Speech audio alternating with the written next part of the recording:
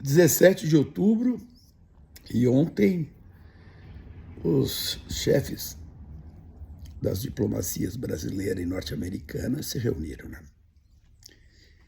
Tem coisas que são interessantes, né? Que coisa, né? O mundo contemporâneo é um troço interessante, mas não é o mundo contemporâneo, eu acho que sempre foi interessante, né? A humanidade é interessante, né? Aí os caras se reúnem depois de tudo que aconteceu e essa extrema-direita vagabunda, né? Não saiu nada da reunião, não saiu nada da reunião. Aqui nós temos que observar duas situações. A primeira delas é uma prática que se dá muito a partir da instantaneidade que as redes proporcionam, né? Que assim as pessoas, e isso não saiu do mundo individual, né? Isto passou para a institucionalidade. Certas pessoas, elas não constroem mais nada, chefes de instituição, né? Por exemplo, vou dar um exemplo, chefes de instituição, parlamentares, pessoas que têm responsabilidades públicas, elas não estão muito interessadas no resultado, na concretização daquilo que precisa ser dito ou feito. Elas estão interessadas na manchete.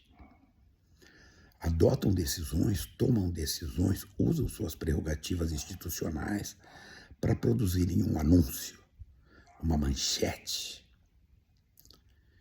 Dada a manchete, feito o anúncio, pouco importa se aquilo que foi dito vai se realizar ou não. Isso é um absurdo, isso é o fim da picada, né?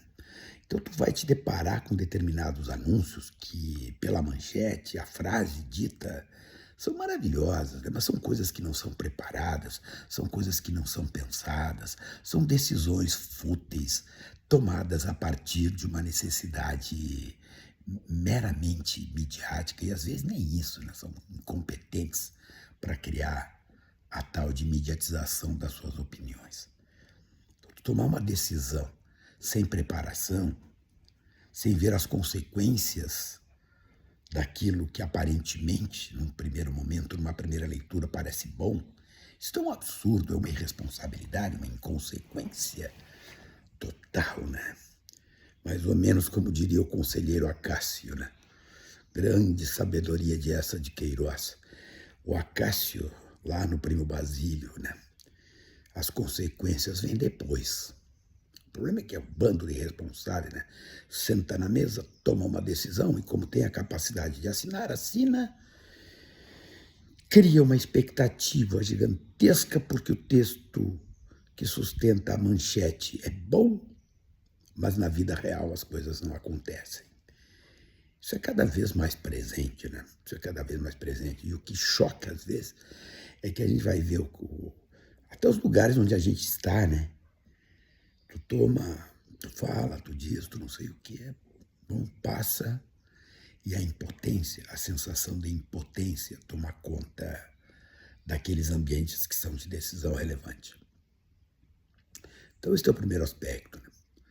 Temos que levar isso em conta, é muito presente isso hoje. O segundo aspecto está quando tu abandona um mundo que é real e te prende ao teu desejo, ao teu querer, ao teu posicionamento político isolado, onde tu adquire compromisso com um pedaço da sociedade. Não é problema ter compromisso com pedaços da sociedade. O problema é querer subordinar o outro pedaço ao teu desejo político. Isso é o que se chama de totalitarismo, né? Quem tiver o trabalho, se der o trabalho de ler Hannah Arendt, as pessoas não precisam ler Hannah Arendt, mas quem está no mundo público tem que ler algumas coisas. Alguns, inclusive, poderiam começar por ler outdoor, né? Na beira de estrada, né? Depois passa por uma bula de remédio. E aí depois chega ali, começa ali por um Aristóteles, né? Que vamos combinar, né? Não é muito complexo. Mas não. As pretensões totalitárias, elas operam não só para gerar normativas públicas, não. As pretensões autoritárias, elas se dirigem, sim, ao controle das normativas públicas. As pretensões totalitárias vão bem além disso. Por quê? Porque pretendem regrar, limitar, às vezes interditar as relações entre privados. E certas simbologias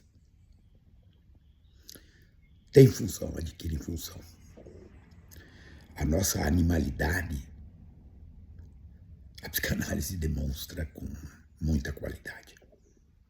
Freud, lá em Totem e Tabu, quando ele examina a antropologia, quando ele examina a religião, quando ele examina aquela condição primeva do selvagem, das tribos antigas, ele mostra como é que essas coisas funcionam. Mas também não precisa ler Freud. Claro que às vezes precisa sentar numa banca psicanalítica para se resolver, né? Porque tem gente que pessoalmente não se resolveu ainda, mas conseguiu estar em determinadas posições. Que vai fazer o quê, né? Estão lá, né? Mas uma boa psicanálise às vezes resolveria. Por exemplo, para os inseguros, né? Aqueles que não delegam nada, que não fazem nada, não deixam ninguém fazer nada, e depois reclamam que, meu Deus, estou atopetado de demandas e tal. Sim, trabalha mal, né? Quem trabalha demais trabalha mal. E quem não se deixa auxiliar é pior ainda. Mas isso tem origem.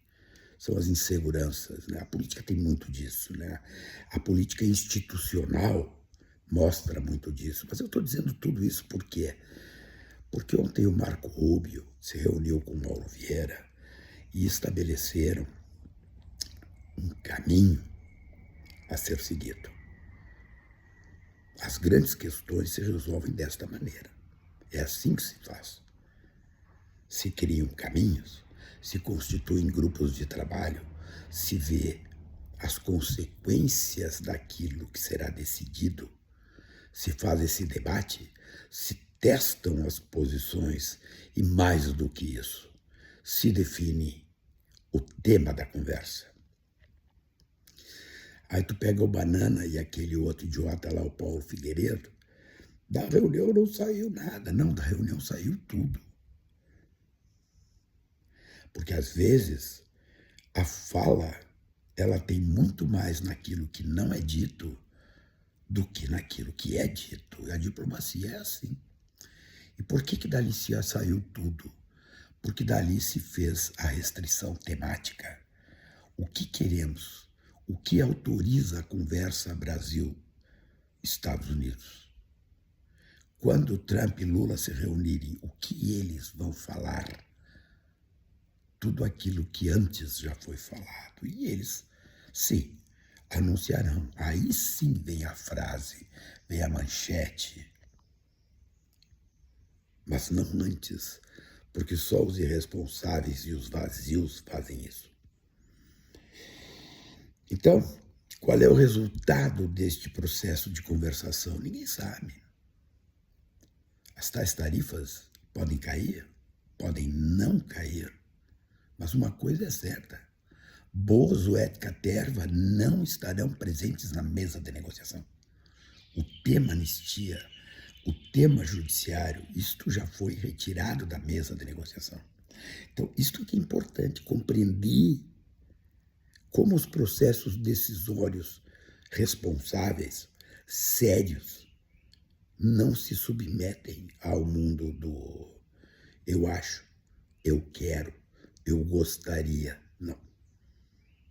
Nos grandes negócios, nos negócios de Estado especialmente, as limitações institucionais estarão sempre presentes. Mas por que isso é assim? Porque a negociação, ela pressupõe responsabilidade. E o que é responsabilidade? É ter ciência de que as consequências do decidido vêm depois. Já diria o conselheiro Acácio. Então, vamos lá. Ontem, nos Estados Unidos, na Casa Branca, foi dado um passo muito importante. E os Bozo seguem na bolha.